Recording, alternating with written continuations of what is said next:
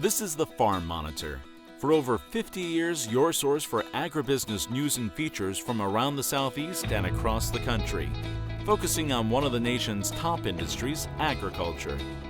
The Farm Monitor is produced by one of the largest general farm organizations, the Georgia Farm Bureau. Now here are your hosts, Ray DeLesio and Kenny Burgamy. All right, come on in, make yourself at home. As you can see, no Ray this week, it's just me, Kenny Burgamy, flying solo for the next 30 minutes. Nonetheless, happy to have you with us for what we think is another great show. Straight ahead, from high yields to disease resistance, peanut breeders at UGA are working diligently to create high-performing varieties. John Holcomb reports on their efforts and how they're using advanced technology like this sophisticated robot named Watson. You're also going to experience the sweet world of Blue Ridge Honey Company. From varietal honeys to handcrafted soaps, it's a tourist destination celebrating the diversity of the bee industry. And then later. Well, hey everybody, Ranger Neck coming up a little bit later. You know, when you think about the state of Georgia, you may not think the word soybean goes hand in hand. But let me tell you, some of the work that's going on at UGA Tifton involving technology like this to combat some of their diseases is off the chart. That and a whole lot more starts right now on the Farm Monitor. It's well documented that Georgia leads the nation in peanut production thanks to dedicated breeders. John Holcomb reports from Tifton on their remarkable work and efficient use of new technology. At the heart of the peanut industry's growth and success here in Georgia lies the dedicated work of peanut breeders at the University of Georgia, who work tirelessly to develop new varieties of peanuts that will benefit the industry as a whole, which is done by focusing on specific traits that work well in other varieties and try to combine them all into one. Our goal as plant breeders is to combine different varieties together to make better varieties. So we do that by crossing high-yielding peanut varieties with those that may have better disease resistance, better shelling characteristics, better flavor qualities, basically trying to combine a whole lot of traits into one single package so that we can send those out to growers and they can grow those and sell it to the shellers and manufacturers. To no one's surprise, the process can be tricky, as Brown says that they're working to satisfy a number of customers, everyone from the producer all the way down the line to the consumer. There's several different peanut products that people enjoy on a daily basis. Those include peanut butter, candy bars and other peanut-based candies, roasted, shelled roasted peanut products, as well as in-shell roasted peanut products. And so each of those different products requires a different combination of characteristics. And so it's important for us to develop those varieties for the grower. But while combining all these different traits for the sheller, manufacturer, and consumer, we also have to put these into a package that a grower is going to want to plant on his farm. According to Brown, the entire process to develop a new variety from start to finish can take longer than a decade, which is why he and his team are now incorporating technology to assist them, like this robot they've named Watson, that will help them gather important data they need much more efficiently. We make a cross between two different varieties that have a list of good characteristics, and we evaluate thousands of progenies per cross year after year after year. It takes about 10 to 12 years to develop a new peanut variety, and it's a numbers game. The more progenies that we look at, the more likely we are to find those varieties that have all the characteristics that we need in a single package.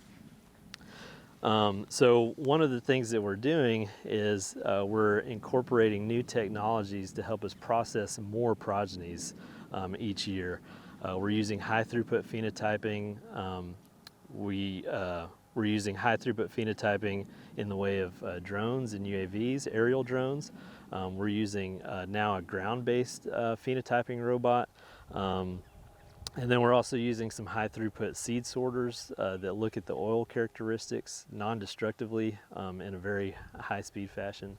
All this to make our variety development pipeline faster, better, and cheaper.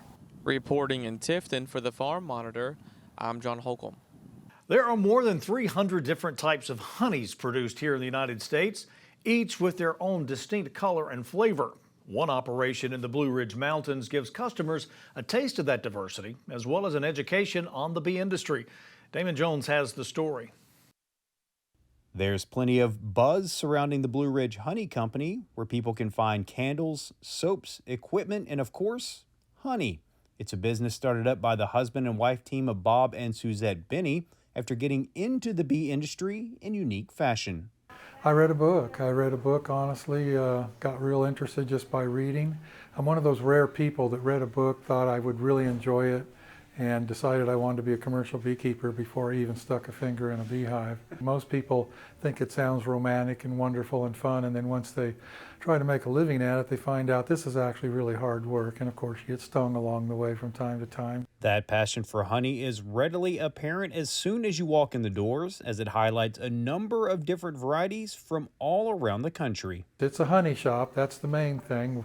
At any given time we might have 6, 8, occasionally 10 different types of honey, not only from our own locality but other states and other parts of Georgia. People, when they come here, they're happy. You can just see when they walk in the door, they kind of ooh and ah, and they're happy. And even the people that work here will tell you it's really fun to see the looks on people's faces when they get to taste all the honey and see all the variety of stuff we have in here. So it's just fun. Just like flowers, no two honeys are the same, as each has their own unique taste and consistency. And honeys that are high in dextrose have a sweet taste on your tongue, but they also have a characteristic of crystallizing quicker than the others. Honeys that are very low in dextrose and higher in fructose do not ever crystallize, and they also have a mellower sweet taste. A lot of people walk in the store figuring that honey is honey, it should all taste the same. Every single flower on the planet produces a different tasting nectar. However, that's far from the only product showcasing the diversity of this industry, as this operation produces a number of soaps in-house to go along with all their other bee-related products. If you look around the store, 95% of what's in this building is bee-related. The soap has beeswax or propolis in it. We have pollen and honey. You see all the health products right there. They're all bee-related, and that's kind of our theme in here. We're becoming kind of a destination for tourists because the word's gotten out that it's an interesting place to visit. You can look right through those plate glass windows into the processing rooms, and people find that fascinating. And the most important section of the store might just be this one, as it highlights the importance of bees to not just the agricultural industry, but also people's everyday lives. Well, the bees are extremely important. People don't realize how important they are to our food industry, actually. Things like apples, melons, cucumbers, the list just goes on and on and on. Reporting from Rabun County, I'm Damon Jones for the Farm Monitor. Well, everybody, Ranger Nick just coming out of the tractor after scouting the fields for soybean disease. And coming up, I'm going to explain to you how researchers in Tifton are determining how to combat that disease after this.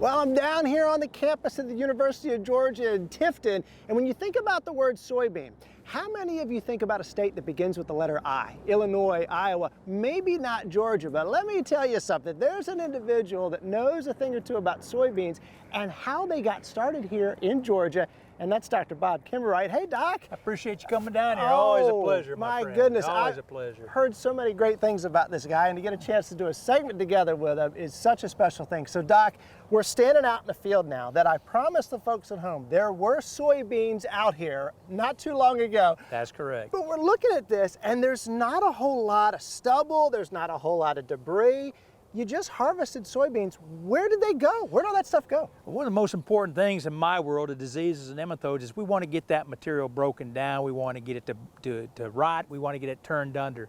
So our team here at the University of Georgia Tifton campus has come out here and they've done a lot of land work, cut it down, they've planted a cover crop behind you, they've turned this under, and so our whole goal is to get that debris to break down so that when we move into the new season, we've gotten rid of a nutritional source for some of the bad guys, some of the nematodes, some of the pathogens. I want to talk about the bad guys because you're a professor of plant pathology. And so this idea of the bad guys under the soil, these sandy soils here in the coastal plain, what are some of the things that are bothering those soybeans that are issues for that plant? You know, if you talk in the I-States, you hear a lot about something called the cyst nematode. Nematodes are little worms that feed on the roots. But here, because of our soils, because they're sandy, because of where we are, we're really focused on something called a root knot nematode.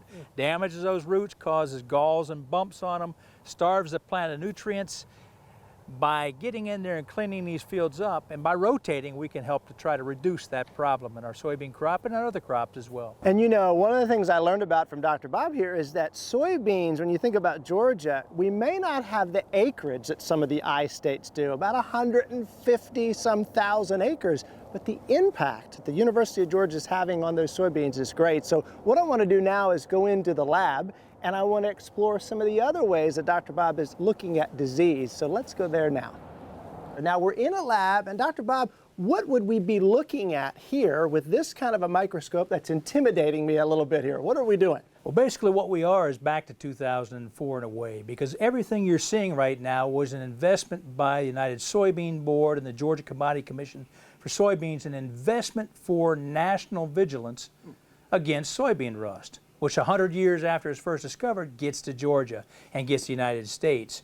What we're looking at here, we're looking at a corn leaf here, but corn and the soybeans are similar in a situation. A lot of the same producers produce them, but in Georgia, new and from my perspective, exciting diseases that may not be found elsewhere or rarely found elsewhere come to us and some of our neighbors first. So what we're looking at under here is not soybean rust, but in this very similar spirit, we're looking at tar spot and also southern corn rust. Okay. And what makes these similar is that they are, at least the tar spot is new to us, but the most important thing in looking at it through the microscope is the early detection, because we want our producers to be profitable. And if they're profitable, they have to know when it's time to spray. And to know when it's time to spray, you have to know where the bad guys are. And that's what we're doing here, looking for bad guys, trying to find the bad guys when they first arrive in the state. I want to take you back to 1765. Believe it or not, that's where soybeans came into the United States and here in Georgia all those years ago. And here we are, Doc, in a barn that's full of equipment that's worth a lot more than I am here. And I want to ask you about the future of soybeans here in Georgia and the great work that's being done in the College of Ag. What would a message be to our friends at home about what is the future like for soybean research as we try to knock down that disease like you mentioned today? You know, Nick, when I talk to my family about this, family who's not involved in farming, and we look at a crop like soybeans, and you look at the changing climate, you look at geopolitical problems, you look at how soybeans are important around the world, and the impact the University of Georgia and Georgia growers have is disproportionate to the amount of soybeans we grow here. And it's absolutely critical that we continue this investment, because soybeans as a crop, as an animal feed, as a nutritional source, is a way for the future. And without investment, without the equipment you see behind us, without the lab work, there is no future. And so the future is bright, but we can't stop looking. We can't stop being curious and trying to figure out what can be done better in a different way to make better yields, better, more drought-resistant varieties, and everything along that way. Absolutely, and I got to give a shout out to you. Thank you so much, Doc, for today. It's been such a pleasure. Thank you, and a shout out to our extension agents out there that are scouting those fields and looking for those diseases and working with those producers and farmers. Wouldn't be able to do it without them. So if you're online and you want to look up about what's going on with other extension agents in your neck of the woods, or maybe even hop on over to the Ranger Nick Facebook page or the Farm Monitor Facebook page while you're online, do that. We'd love to hear from you in this new year. And until next time, for the Farm Monitor, as I always say, I'm Ranger Nick, reminding you that enthusiasm is contagious. So pass it on. Y'all, thanks so much for watching. We'll see you right back here again this time next month. See ya.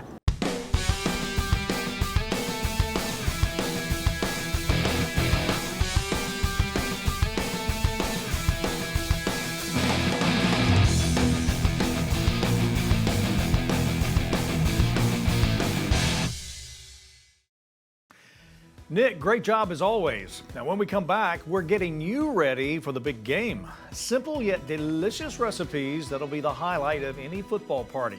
Meals from the field when the Farm Monitor continues.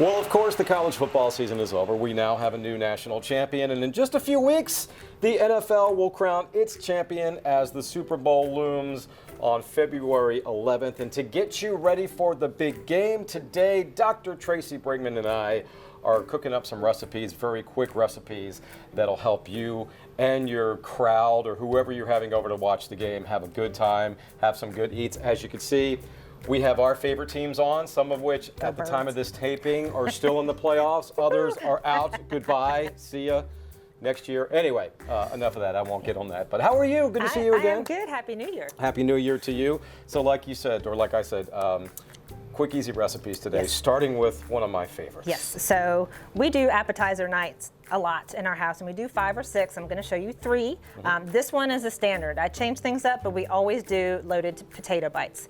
They're so much easier than doing potato skins. Okay. So what I did was I have 2 large russet potatoes that I cut into 1-inch circles, or not 1 inch, sorry, 1/2 inch circles. So I want them to be similar in size so they bake evenly.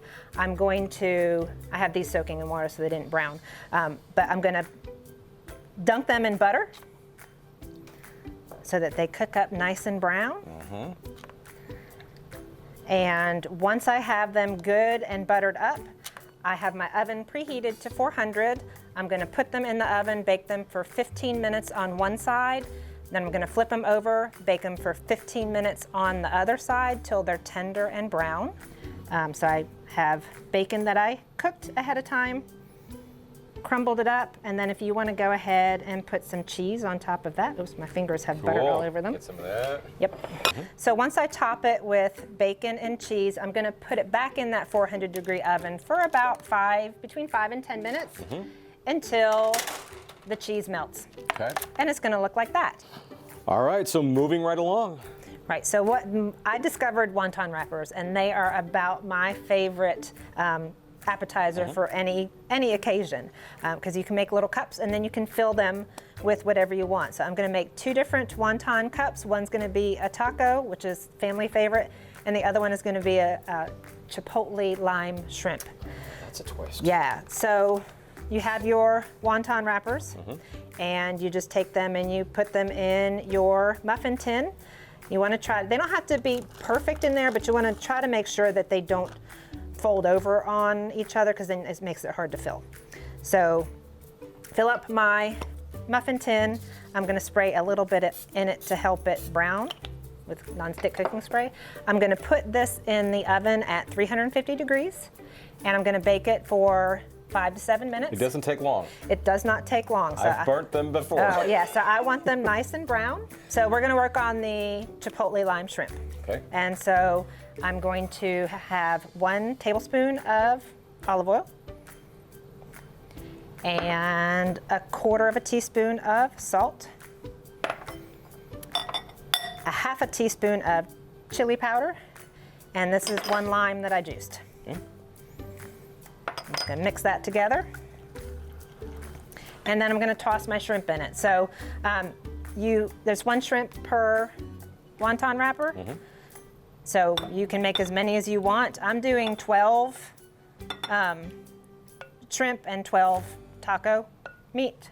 How about we make sushi wonton wrappers? It's just raw shrimp in there. We could. That'd be kind of cool. It could. So I'm just gonna mix that in to make sure that my shrimp are well seasoned and coated in oil and ready. So once I'm ready to do that, I can just pour it in my skillet, and I'm going to put that on the stovetop, cook on medium heat until it's cooked through. Once it's cooked through, we move on to The filling. Filling. So we put a little scoop of guac in the bottom. That's probably plenty. And then if you want to, let's take this spoon. You want to put a little spoon of Pico on each pico on top of that, because that other one was probably hard to maneuver. That one? It makes it nice and colorful. Yes, it does. All right. And then we top each one with our chipotle lime shrimp. And if you want, then you have green onion, again, just to give it a little bit more color on top. And that's our chipotle lime. So easy to eat, handheld. If people are not shrimp eaters, we also do taco wonton cups. Very nice. So this is a pound of ground beef that I followed the directions on the taco seasoning packet to make. So all you're gonna do is put your taco meat in the bottom of your wonton wrapper or cup. Again, we'll start with 4 of those. And if you don't want to fill them, you can make a topping bar. Moving on, a fun twist of popcorn, and we're not doing microwave popcorn, kids. No, this is the old-fashioned way. It is. So this is a pimento cheese popcorn, which sounds kind of strange, but I promise you there's no mayonnaise in it. There's no mayonnaise. But I popped half a cup of popcorn on the stovetop. If you have an air popper, you can do it that way as well. Half a cup unpopped, pop it, but don't use the microwave bag that has the butter and everything on it. So I have my popcorn. It needs to remain hot. I have 3 ounces of sharp cheddar cheese that I grated with a zester. Because as you can see, it's really fine. If it's bigger hunks, it's not gonna melt very well. So super fine. And then I have a teaspoon of paprika. This is sweet paprika, there's hot paprika, and this is what makes it pimento cheese popcorn. Paprika is a dried pepper. Okay. So this is my pimento, dried, and that's why it comes in sweet and hot, because they're sweet and hot peppers. And then this is 2 teaspoons of kosher salt. So I'm gonna mix that together gently with my fingers because I don't want the cheese to clump. If I mix it with the spoon, it kind of clumps together. Once I have my butter melted and my cheese seasoned, I take your regular old grocery bag. Yep, and I'm gonna pour the popcorn in.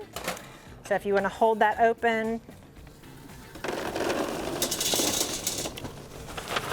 once I have the popcorn in there, And you can wear this you if can you're wear, not yes, proud right. of your team. That's right. Dual use. I'm going to spread the melted butter in there, and then we're going to put the seasoned cheese in there, and then you're just going to fold it over and shake it. 3 quick, easy recipes for your Super Bowl party if you're having a bunch of people over. And of course, you can find all these recipes by logging on to farm-monitor.com. Again, we promise quick and easy, and once again, Tracy has come through for us. So again, February 11th, the big game. Enjoy the game, Tracy. Hopefully birds are in it. Hopefully the birds are in it again at the time of this taping. We don't know yet, but we shall see. Yeah. Anyway, good seeing you again. Good to be here. Good seeing you again, and we will see you next month.